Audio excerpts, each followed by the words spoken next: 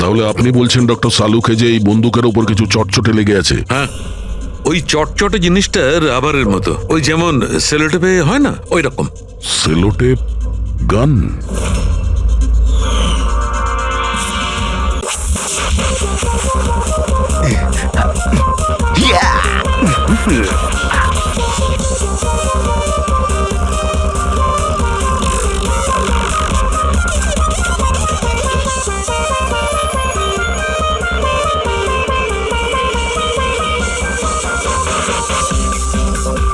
Guys, thank you so much এত সুন্দর পার্টির জন্য। লোক ঠিকই বলে নিজের দেশ নিজের হয় আর নিজের বন্ধুরা নিজের হয়। ঠিক। আর নিজের গার্লফ্রেন্ড নিজেরই হয়। I love you so much. I love you too. আচ্ছা প্রীতি, মানতে হবে আজকাল এমন রোমান্স কিন্তু দেখাই যায় না। গাইস, আমি কিছু ড্রিঙ্ক নিয়ে আসছি। ওকে। Hey, can I get you a drink? I mean, কি খাবেন আপনি? কেন? তুমি waiter? By the way, I'm Saurabh. আর আপনি? দেখো, যদি তুমি এই পৃথিবীর একটাই ছেলে হতে তবুও আমি তোমাকে ইন্টারেস্ট দেখাতাম না। তাই এই নামটাম জিজ্ঞেস করে টাইম ওয়েস্ট করো না। Hello hello,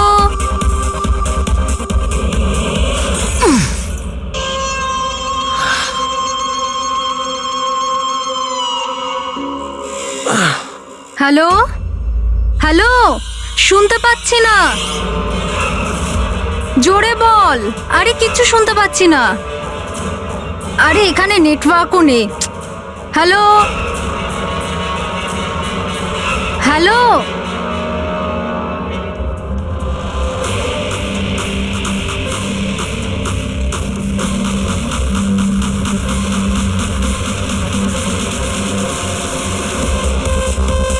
can you hear me? Tanisha, network কি করে চলে গেল?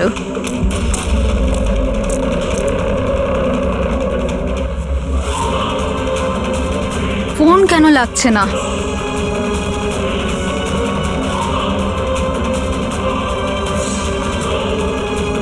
হ্যালো আয়েশা, আয়েশা তুই আমার কথা শুনতে পাচ্ছিস?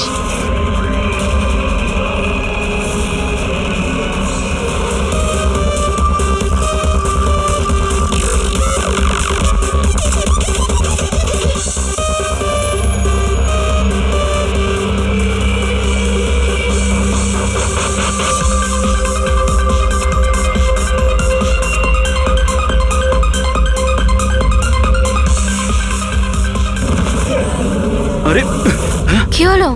কি? আয়েশা!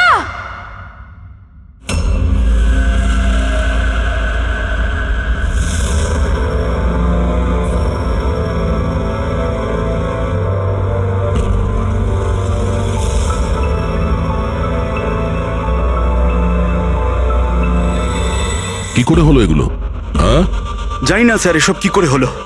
ও কল অ্যাটেন্ড করার জন্য বাইরে গেছে, আর যখন ফিরলো তখন। তুমি ছাড়া আর কে কে বন্ধু আছে আয়েশার এখানে?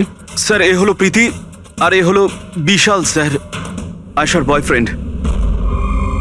দেখে তো মনে হচ্ছে আয়েশার কারোর সঙ্গে হাতাহাতি হয়নি। ও ফোন রিসিভ করার জন্য বাইরে গেছিল আর ওখানে খুনি আগে থেকেই ওর জন্য ওয়েট করছিল। তার মানে স্যার খুনি এসব প্ল্যান করে করেছে? না পঙ্কজ, এটা তো প্ল্যান মার্ডার মনে হচ্ছে না। যদি প্ল্যান মার্ডারই হতো তাহলে ও অন্য কোনো হাতিয়ার ইউজ করতো, কাচের ইউজ করতো না। তার মানে হঠাৎ কেউ একজন হয়তো খুব রেগে যায় আয়েশার উপর আর তারপর মেরে দেয়। মনে হচ্ছে তো এরকমই ফ্রেডি। আয়েশার এখানে কারোর সঙ্গে ঝগড়া হয়েছিল? কোনো তর্ক বিতর্ক? হ্যাঁ, এরকম চুপ করে থাকলে কিন্তু কাজ হবে না। এই যে সিসিটিভি ক্যামেরা আছে, দেখলে সবই আমরা জানতে পারবো। সরি স্যার, সিসিটিভি ক্যামেরা কাজ করছে না। হোয়াট? সিসিটিভি কাজ করছে না? এত গাফিলতি? স্যার ওই কাল শেষের গানটার কারণে ধোয়ার জন্য হয়তো কোনো টেকনিক্যাল ফল্ট দেখা গেছে। আমি তাড়াতাড়ি ঠিক করব। তুমি তো তখন ঠিক করাবে যখন তোমার ক্লাব আবার খুলবে। কেস সলভ না হওয়া পর্যন্ত তোমাদের ক্লাব বন্ধ। স্যার আমার মনে হচ্ছে এই খুন সৌরভ করেছে। বড় লোকের বিগড়ে যাওয়া ছেলে। এই can I get you a drink? I mean, কি খাবেন আপনি? কেন তুমি ওয়েটার? বাই দ্য ওয়ে, আমি সৌরভ। আর আপনি? দেখো, যদি তুমি এই পৃথিবীর একটাই ছেলে হতে তবুও আমি তোমাকে ইন্টারেস্ট দেখাতাম না। তাই এই নামটাম জিজ্ঞেস করে টাইম ওয়েস্ট করো না। যখন আয়েশাকে উত্তর দেয়নি তখন ও রেগে পিছন পিছন বাইরে গেল। সৌরভ কোথায়? স্যার ও তো নেই। তোমাকে বলেছিলাম না আমি, কেউ এই ক্লাব থেকে বাইরে যাবে না। স্যার যেতে দিইনি আমি, হয়তো ও অপরাধ করার পরেই পালিয়ে গেছে, আয়েশার ভেতরে আসার আগেই। এই আয়েশা আর সৌরভ বাইরে কোন দিকে গেছিল? স্যার ওইদিকে।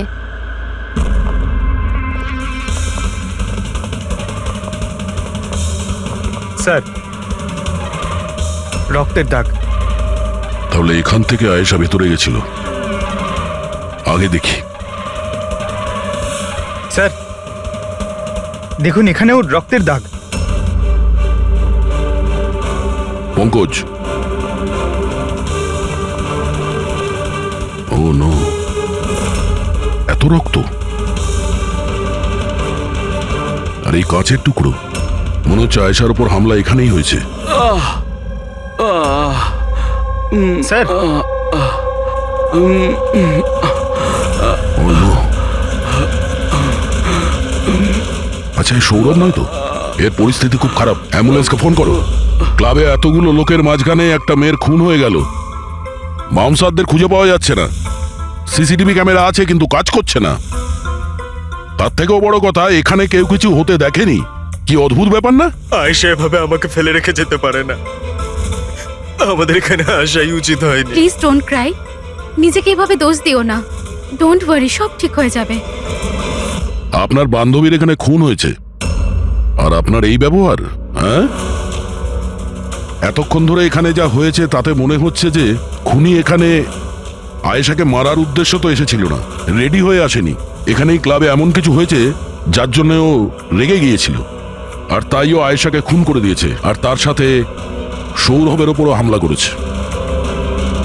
আমার মনে হচ্ছে যে ওই খুনি আপনাদের মধ্যে কেউ একজন। ফ্রেডি, পঙ্কজ, এখানে যত লোক আছে তাদের সবার ডিটেলস নাও। মাফ করবেন রাইমা, আমি নিজের দিক থেকে অনেক চেষ্টা করেছি, কিন্তু এখন এর থেকে বেশি সাহায্য আর করতে পারবো না। ইটস ওকে ডক্টর, আপনার যা করার ছিল আপনি সবকিছু করেছেন, আর আমরা এর বেশি আর কি করতে পারি?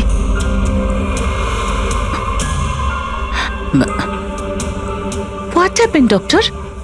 আপনি ঠিক আছেন তো? হ্যাঁ, আমি ঠিক আছি। আমার একটা অস্বস্তি হচ্ছে। Excuse me. কোথায় যাচ্ছেন আপনি? আমি ওয়াশরুম থেকে আসছি।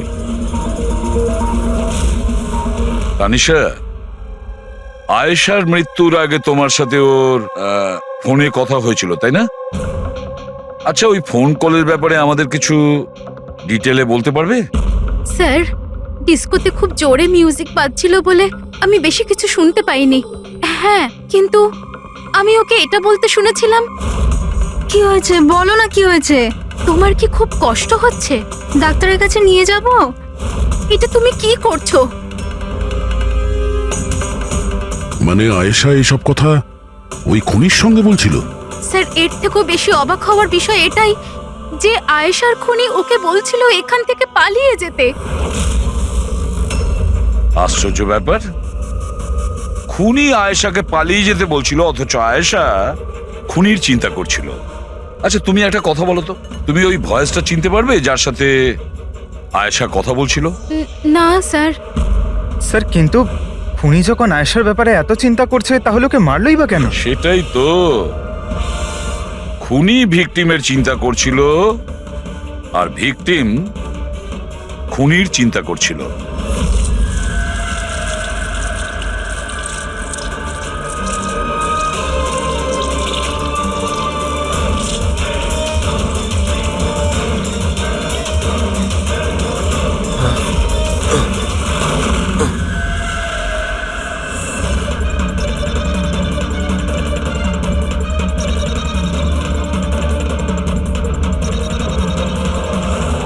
গান?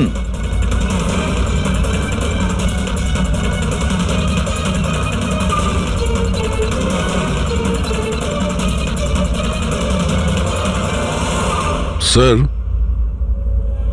ওর যেখানে গুলি লেগেছে সেটা ছাড়া ওর শরীরে আর কোথাও আঘাতের চিহ্ন নেই। মনে হচ্ছে খুনি হঠাৎ এখানে এসে ওর উপরে গুলি চালিয়ে দিয়েছে। এরকম হতেই পারে। এই দেখো, এখানেও রক্ত। একটা কথা বুঝতে পারছি না স্যার, খুনি গানটা এখানে ফেলে রেখে গেল কেন? ও তো নিজের সঙ্গে গানটাকে নিয়েও যেতে পারত। সেটাই তো আশ্চর্য ব্যাপার যে খুনি এই গানটা এখানে এই ক্রাইম স্পটে কেন রেখে গেছে।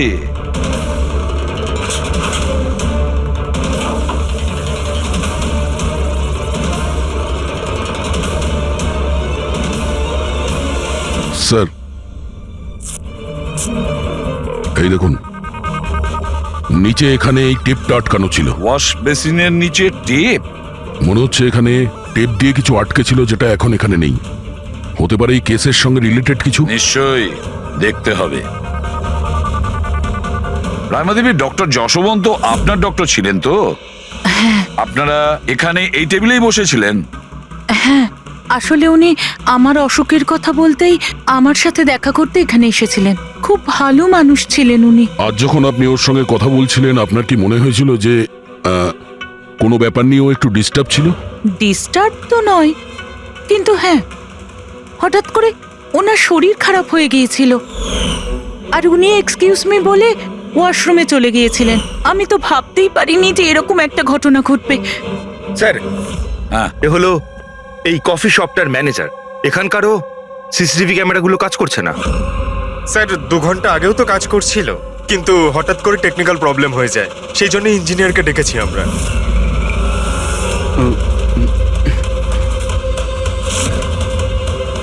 এই, একটু দাঁড়াও, এখানে এসো। হ্যালো স্যার, কেমন আছেন? আমার অবস্থা ছাড়ো, নিজেরটা বলো। তোমরা দুজনে এখানে কি করছো? এমনি ঘুরতে এসেছিলাম। কফি শপে ঘুরতে এসেছিলে? কাল রাত্রে তোমার বান্ধবীর খুন হয়ে গেছে। তোমার দ্বিতীয় বন্ধুর কেঁদে কেঁদে অবস্থা খারাপ, আর তোমরা দুজনে এখানে এই কফি শপে আড্ডা মারতে এসছো। এখানেও একটা খুন হয়েছে। বিষয়টা কাকতালীয়, তাই না? সত্যি কাকতালীয়ই বটে, কারণ আমরা তো জানি না ডক্টর যশবন্ত কে। হ্যালো,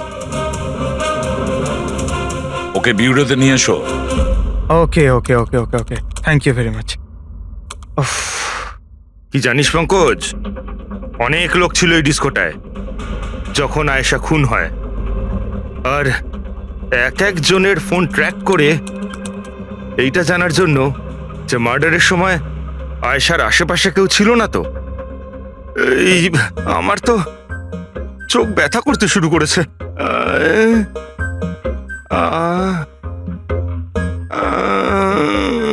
আরে স্যালাডগুলো চোখে লাগানো বন্ধ করুন ফ্রেডি স্যার। আরো কত লোকের নাম্বার ট্রাই করতে হবে, কাজ করুন। ভগবান। সৌরভ, এখন তোমার শরীর কেমন? শরীরের আঘাত না হয় আজ নয় কাল ঠিক হয়েই যাবে স্যার, কিন্তু যা আমি ওই দিন দেখলাম সেটা হয়তো সারা জীবন কোনোদিনও ভুলতে পারবো না আমি। না আমি ওই পাবে যেতাম, আর না আমি আয়েশার চিৎকার শুনতে পেতাম। কিন্তু আয়েশার পিছন পিছন তো তুমি গিয়েছিলে, ও তোমার সঙ্গে ভালো করে কথা বলেনি সেই জন্য। এই কথাটা সত্যি স্যার যে আমি আয়েশার পেছনে গিয়েছিলাম, কিন্তু আমি যখন ওকে ড্রিঙ্ক অফার করলাম ও বারণ করে দিল স্যার। ইনফ্যাক্ট ও আমার ইনসাল্টও করলো স্যার, তাই আমার খুব খারাপ লেগেছিল স্যার, আর তাই আমি ওর পিছু নিয়েছিলাম। ও মাই গড, কে করলো এইসব কিছু? চলো তোমাকে আমি হসপিটালে নিয়ে যাই। হেই দাঁড়াও, আরে দাঁড়াও। আর তারপরে? স্যার আমার এখনো মনে আছে যখন আমি ওর রিস্টটা ধরেছিলাম স্যার, সেটা একেবারে নর্মাল ছিল না। ওটা নর্মাল মানুষদের রিস্ট ছিলই না। আমার খুব অদ্ভুত ফিল হয়েছিল স্যার।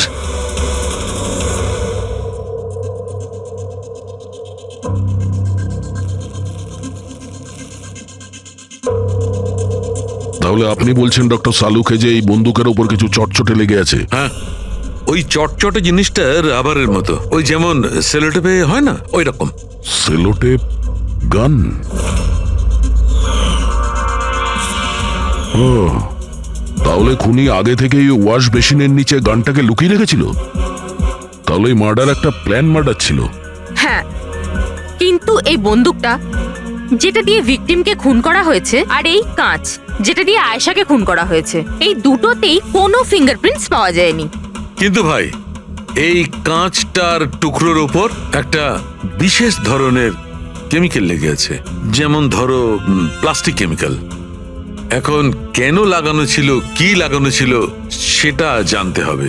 কিন্তু এই দুটো কেমিক্যালই এই বন্দুকটাতেও লেগে আছে, দুটোতেই। ডক্টর সালুকে, আপনি তো বলছিলেন এই গানের মধ্যে ওই সেলোটেপের গাম লেগেছিল। সেটা তো ছিলই, তাছাড়া কেমিক্যালও আছে। ওটা ছাড়া এই কেমিক্যালও আছে। তার মানে এই দুটো মার্ডার, এদের দুটোর মধ্যে কোনো কানেকশন আছে। আর জুবিন আর প্রীতির ওই ক্রাইম সিনে থাকা কোনো কাকতালীয় ছিল না। একদম, তুমি একদম ঠিক বলছো দয়া। তোমার কথা আরো একটা জিনিস প্রমাণ করছে। এই দুটো লাশের উপরই আমি তেলের মতো ফেরোমন পেয়েছি। ফেরোমনস মানে ওই কেমিক্যাল যার থেকে গন্ধ আসে। হ্যাঁ, এই দুটো ভিকটিমেরই এদের দুজনের লাশের মধ্যে একই রকম গন্ধ। একটা ব্যাপার পরিষ্কার, হয়তো দুজনে একই রকম পারফিউম লাগাতো, বা দুজনের খুন একজনই করেছে। জেনারেলি একজন মহিলা লেডিস পারফিউম লাগায়, আর একজন পুরুষ জেন্টস পারফিউম। কিন্তু এই দুজনেই একই রকমের পারফিউম লাগিয়েছে, চান্সটা একটু কম।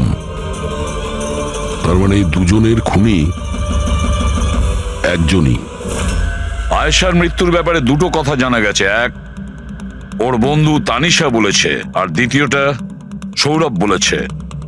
তানিশার কথা অনুযায়ী যে খুনি আয়েশাকে ওই পাব থেকে পালিয়ে যেতে বলেছিল। পৃথিবীতে এমন কোন খুনি আছে সে যাকে খুন করতে গেছে তাকেই সে বলছে যে তুমি এখান থেকে পালিয়ে যাও? তাহলে খুন করতে গিয়েছিল কেন? না না না না না না, গোলমাল আছে, নিশ্চয়ই কোনো গোলমাল আছে। আর স্যার ওই দ্বিতীয় কথা কোনটা? আর একটা কথা সৌরভ বলেছে। সৌরভ বলেছে যে খুনির কবজি কেমন যেন অদ্ভুত ছিল, সাধারণ মানুষের মতন ছিল না ওর কবজি। হয়তো কবজিতে রিস্ট ওয়াচ কিংবা ব্রেসলেট ছিল। হেড্রিক, বুদ্ধিটাকে একটু কাজে লাগাও, বুঝেছো? স্যার, হ্যাঁ, স্যার দুটো ক্রাইম সিনেই একটা নম্বর কমন। সেটা কার? আয়েশার বয়ফ্রেন্ড বিশালের স্যার। বিশাল? বিশাল? এই বিশালকে তো কফি শপে দেখাই যায়নি। তাহলে কফি শপে গেল কখন?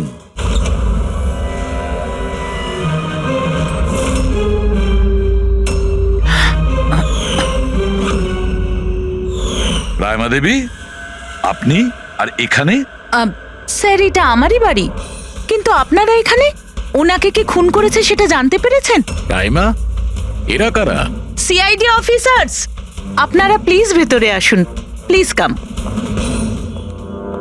সিআইডি? আর স্যার, ইনি আমার হাজব্যান্ড, আর এ আমার ছোট ছেলে সন্দীপ। আর বড় ছেলে বিশাল, সে কোথায়? কিন্তু কি হয়েছে স্যার?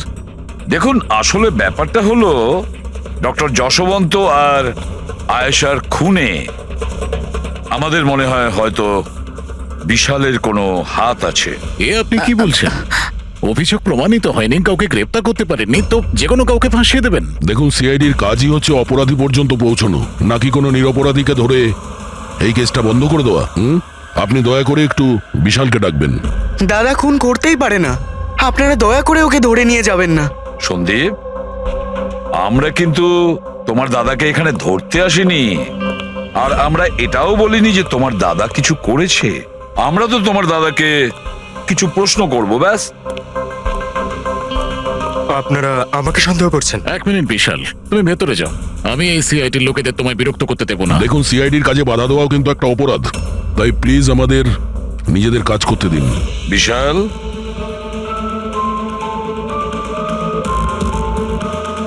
ডক্টর যশবন্ত খুন হয়েছেন ওই ক্যাফেতে, আর তুমি সেই মুহূর্তে ওই ক্যাফেতে ছিলে। কেন, কিসের জন্য গিয়েছিলে ওখানে তুমি? স্যার, আমি তো ওখানে জুবেন আর প্রীতির সাথে দেখা করতে গেছিলাম। আমি জানতাম না যে আঙ্কেল ওখানে হঠাৎ মায়ের সাথে দেখা করতে আসবেন। আয়েশার সাথে তোমার ঝগড়া চলছিল না? আমি ভীষণ কষ্ট পেয়েছি স্যার ও মারা যাওয়ার পর। আমি জানি না ওকে ছাড়া আমার বাকি জীবন কিভাবে কাটাবো। আমি কিছুদিন একা থাকতে চাই। ঠিক আছে, তুমি গিয়ে রেস্ট নাও। হ্যাঁ, এরপরে কিন্তু দেরি করা যাবে না। আরে আপনারা আবার এখানেও? মাঝে মাঝে নিজের বাড়িতে যান নাকি? সবসময় বিশালের আশেপাশে ঘোরাফেরা করছেন? না স্যার, এমন কোনো কথা নয়। অ্যাকচুয়ালি ও খুব হতাশ হয়ে থাকে, ভাবলাম ওর সাথে থাকলে ভালো হয়। খুব গভীর বন্ধুত্ব, হ্যাঁ? জুবিন, প্রীতি, বিশাল, কড়া নজর রাখতে হবে এই তিনজনের ওপর।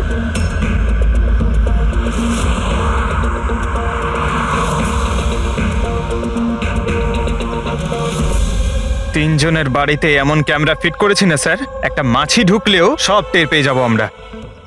তুই যাই বলিস, কাজের লোক, দুধওয়ালা আর সবজিওয়ালা এদের মাধ্যমে গোপন ক্যামেরা বসাবার আইডিয়াটা কিন্তু দারুণ ছিল। ভালো ছিল না? কিন্তু আমার ছিল না, দয়া স্যার ছিল। আচ্ছা, হ্যাঁ, আর উনি আমাদেরকে এখানে বসিয়ে দিয়েছেন যাতে আমরা এখানকার সিসিটিভি ফুটেজ চেক করতে পারি।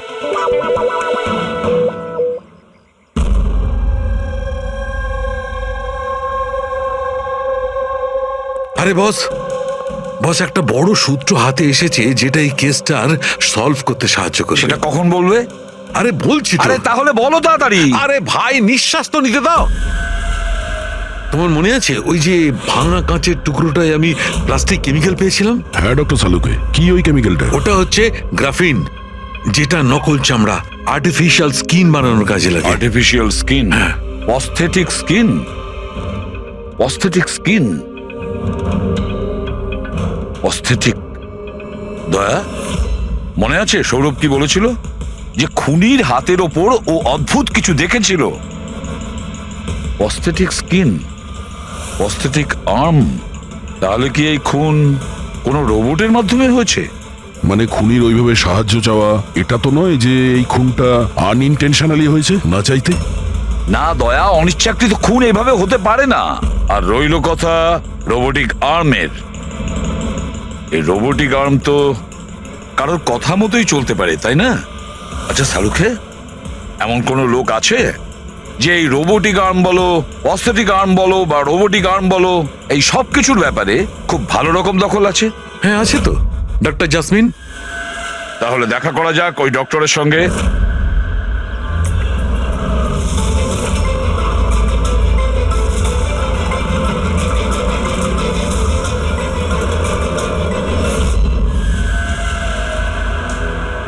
ডক্টর জাসমিন, আমরা এটা জানতে চাই যে যদি এই এরকম প্রস্থেটিক লাগানো হাত লাগানো হয়েছে রোবোটিক আর্ম, তাহলে কি ওই হাত, ওই আর্ম অন্য কারোর ইনস্ট্রাকশনে কাজ করতে পারে? মানে নকল হাত লাগানো হয়েছে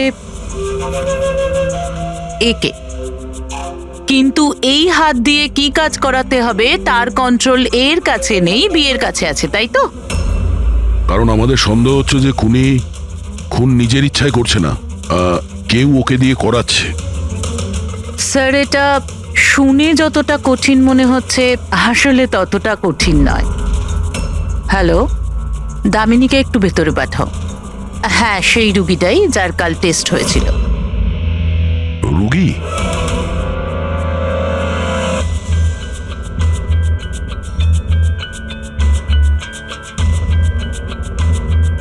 স্যার, দামিনীর ডান হাতটা ফ্যাক্টরিতে কাজ করার সময় মেশিনে কাটা পড়েছিল। হ্যাঁ স্যার, মেশিনে আমার হাত ঢুকে গিয়েছিল। তাই জন্য ওকে নকল হাত লাগিয়েছি, যার কন্ট্রোল মানুষের ব্রেনের দ্বারা হয়। একটা নকল হাত মানুষের মাথা দিয়ে কাজ করছে কি করে? স্যার, সায়েন্স খুব উন্নতি করেছে। আসলে এই ধরনের নকল হাত সায়েন্সের একটা খুব বড় আবিষ্কার।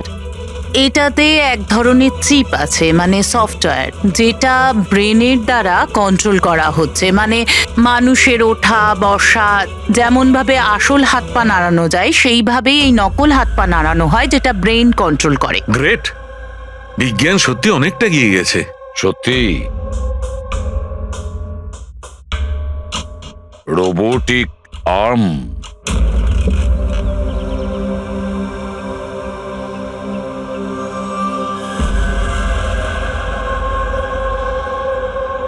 বাই।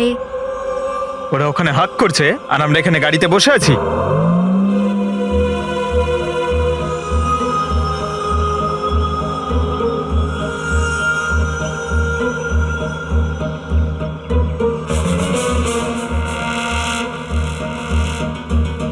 ফ্রেডি স্যার, এই বিশাল তো প্রীতির বাড়িতে যাচ্ছে।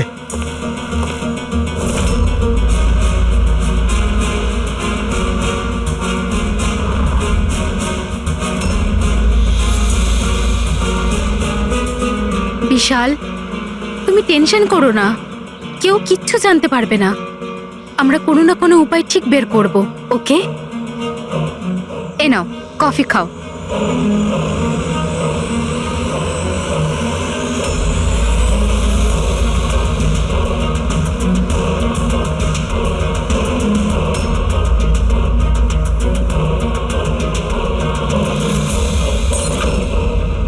বিশাল, প্রীতি, আরে ওকে। প্রীতি পালাও।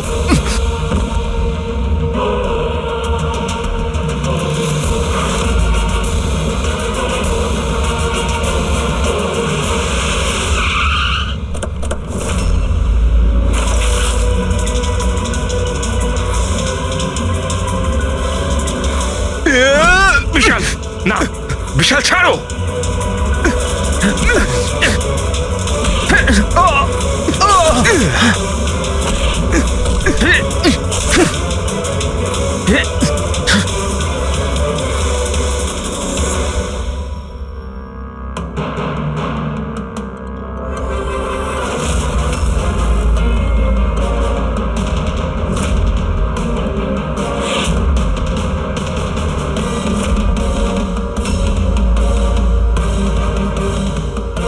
আমি স্বীকার করছি, আয়েশা আর ডক্টর আঙ্কেলকে খুন আমি করেছি স্যার।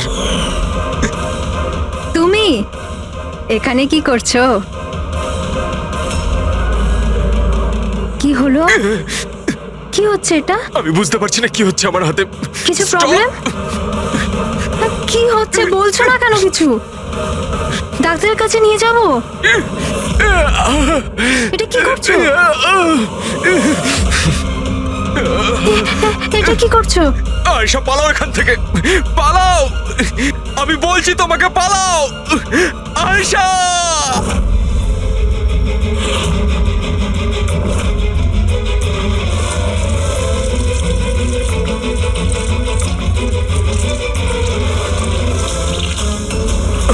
ডক্টর, পালিয়ে যাও এখান থেকে। কি করছো এগুলো? আমি কি করব স্যার?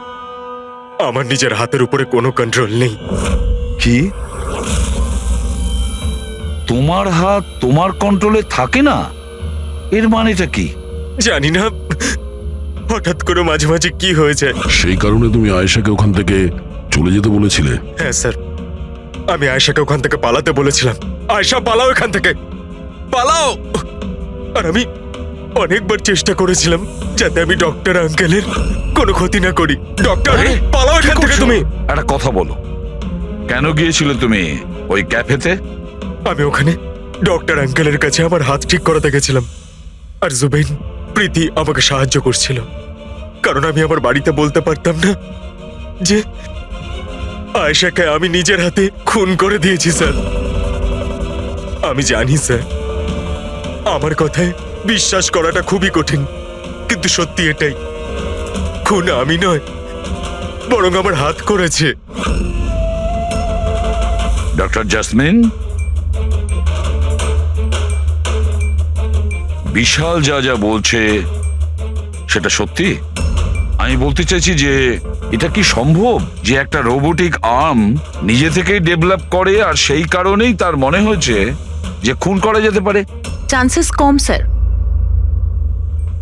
কিন্তু হ্যাঁ, হাতের ভেতরে লাগানো এই চিপকে কেউ যদি হ্যাক করে তাহলে হতে পারে। কি? প্রস্থেটিক হাতে লাগানো সফটওয়্যার হ্যাক করা যায়? হ্যাঁ দাদা, হ্যাক হতেই পারে, এটা পসিবল। যখন হ্যাকার এই নকল হাতের চিপ হ্যাক করে তখন এই নকল হাতটা তার ব্রেন দ্বারা কন্ট্রোল হয় না যার শরীরে এটা লাগানো আছে, বরং এই নকল হাতটা কন্ট্রোল হয় হ্যাকারের ব্রেন দ্বারা। তার মানে কেউ একজন বিশালের এই রোবোটিক আর্মের সফটওয়্যারটা হ্যাক করেছিল আর তারপরে ওকে দিয়ে খুন করায়। স্যার এর থেকে ভালো তো আমি এক হাতেই আমার সারাটা জীবন কাটিয়ে দিই, যে হাতটা অন্যদের জীবন কেড়ে নিচ্ছে। এরকম হাত আমার চাই না স্যার। বিশাল একটা কথা বলো, তোমার এই হাত তোমাকে বলছে যে সেই কাউকে মারতে চায়, তখন তুমি কি ভাবো? তখন তোমার মনের অবস্থা কি হয়, কি চলে তোমার মাথার ভেতরে? স্যার 2-3 মিনিট সময় লাগে। আমি পুরোপুরি ভাবে চেষ্টা করি আমার হাতকে কন্ট্রোলে আনার, কিন্তু 2 মিনিট পর আমার হাতই জিতে যায় স্যার।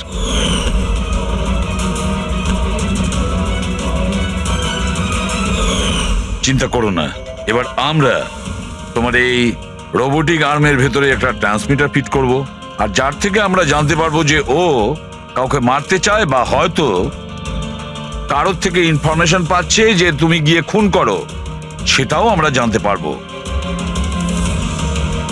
আচ্ছা বিশাল একটা কথা বলো, তোমার আসল হাত হারালে কি করে?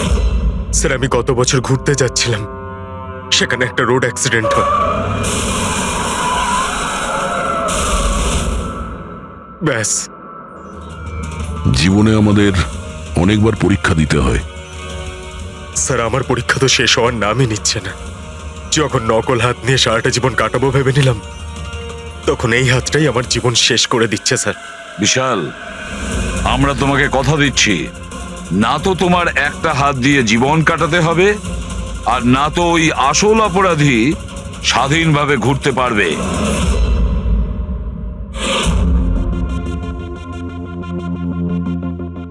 বিশাল, অপরাধী প্রথমে বিশালকে দিয়ে আয়েশাকে খুন করায়। আয়েশা, যাকে বিশাল খুব ভালোবাসতো, এরপরে খুন করায় ডক্টর যশবন্তকে, যে বিশালকে সাহায্য করত।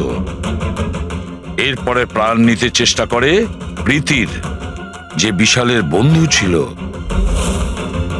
এরা প্রত্যেকেই হলো বিশালের শুভাকাঙ্ক্ষী, আর এরা প্রত্যেকে বিশালের আপনজন। সবাই বিশালের খুব কাছের মানুষ। তাহলে এই অপরাধী কে হতে পারে? কে সেই অপরাধী? এও তো কোনো কাছের মানুষ হতে পারে, বিশালের কোনো আপনজন। পঙ্কজ, বিশালের অ্যাক্সিডেন্টের পুরো ডিটেল আমার চাই, A to Z। Hello sir, আমি Yashpal. Computer expert? Yes sir. Computer hack করতে পারো? যত বড়ই কম্পিউটার হোক বা সার্ভার, এক তড়িতে হ্যাক করতে পারি। রোবোটিক আর্মের সিস্টেম হ্যাক করতে হবে, পারবে? নিশ্চয়ই স্যার, পারবো। এতে সবকিছু পেয়ে যাবে। হয়ে যাবে স্যার। আর এটার জন্য আমি ট্রেস রাউটিং এর ইউজ করব। সেটা আবার কি? হ্যাঁ স্যার, এই টেকনোলজিটার সাহায্যে বিশালের আশেপাশে প্রত্যেকটা কম্পিউটারকে আমি দেখতে পাবো। মূলত মেশিনের মধ্যে যে হোস্ট নেম আর অ্যাড্রেস থাকে সেটাকেই হ্যাক করতে হয়। আচ্ছা। আর ট্রেস রাউটিং এর সাহায্যে আমরা শহরের যে কোনো জায়গায় বসে থাকা যে কোনো হ্যাকারকে খুব ইজিলি খুঁজে বের করতে পারবো। ফ্যান্টাস্টিক। আর যে বিশালের রোবোটিক আর্মের সিস্টেম হ্যাক করেছে, এবার আমরা ওর সিস্টেমকে হ্যাক করব।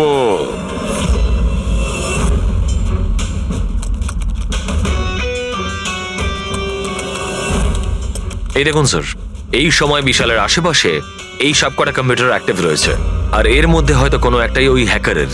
শুধু একবার জানতে পেরে যাই ওই কম্পিউটারটা কোনটা, তাহলেই কাজটা সহজ হয়ে যাবে। যশপাল, তাড়াতাড়ি করো, আমাদের হাতে সময় কম। বিশাল আজকে আমাকে বাড়িতে কেন ডাকলো? আঙ্কেল আন্টিও নেই, জানি না কি ব্যাপার।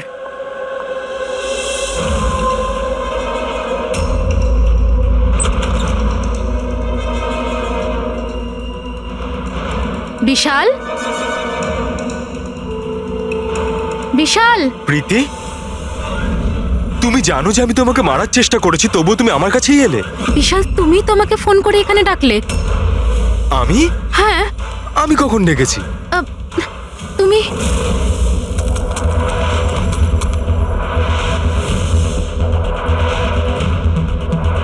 নো।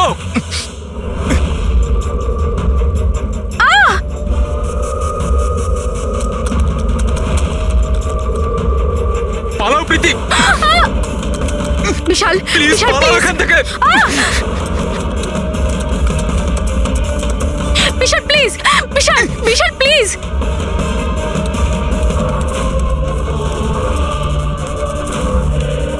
ইয়েস স্যার, ওই হ্যাকারের লোকেশন পেয়ে গেছি।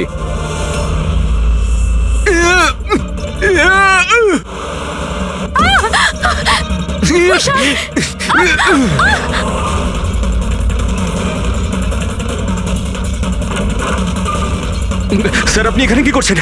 বিশাল প্লিজ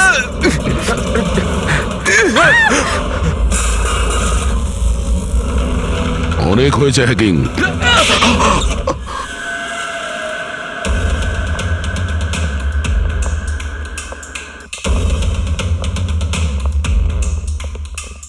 আবার এসে গেলেন আপনারা। এবার এটা যেন বলবেন না যে ওকে আপনারা ধরতে এসেছেন। আগে না, আমরা বিশালকে ধরতে আসিনি, খুনিকে ধরতে এসেছি, যে এই মুহূর্তে এখানে উপস্থিত। খুনি এখানে? কি বলছেন আপনি? আপনি আপনার মিথ্যে অভিযোগ কার উপর লাগাবেন? মননবাবু, গত বছর একটা গাড়ির অ্যাক্সিডেন্ট হয়েছিল খান্ডালাতে। 3 জন ছিল ওই গাড়িতে। 22 বছরের ছেলে বিশাল, 15 বছরের ছেলে সন্দীপ, আর 9 বছরের ছোট বাচ্চা সোনিয়া। গাড়ি বিশাল চালাচ্ছিল। গাড়ির অ্যাক্সিডেন্ট খুব সাংঘাতিক হয়েছিল। বাচ্চা মেয়ে সোনিয়া স্পট ডেড হয়ে গেছিল। আর সন্দীপ প্যারালাইজড হয়ে গেছিল।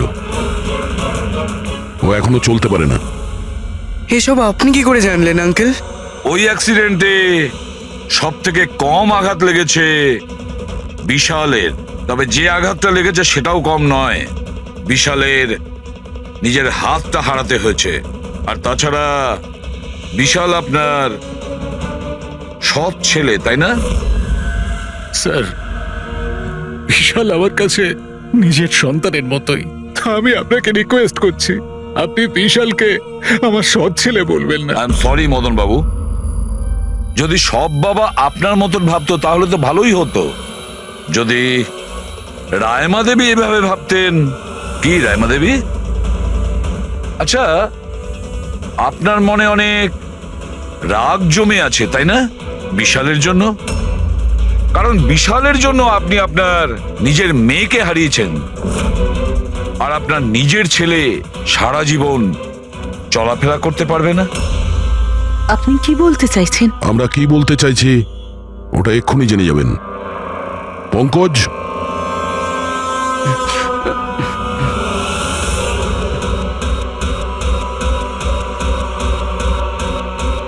সরি আন্টি, কিন্তু আমি ওদের সবকিছু বলে দিয়েছি যে আপনার বলার জন্যই আমি এসব করেছি। আমি ওই সফটওয়্যারগুলোকে হ্যাক করেছিলাম, আর আমি সব জায়গার সিসিটিভিগুলোকে হ্যাক করে বন্ধ করে দিয়েছিলাম।